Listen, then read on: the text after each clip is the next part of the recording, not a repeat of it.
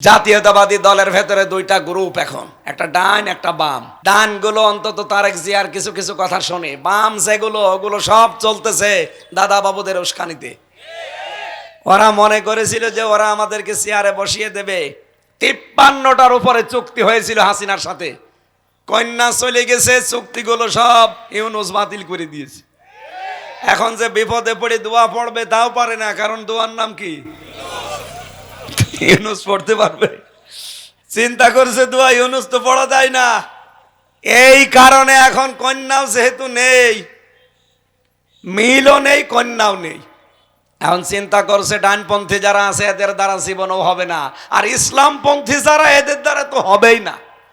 এরা দরকার হয় জীবন দিয়ে দেবে, 1 ইঞ্চি জায়গায় দেশ থেকে ছাড়বে না।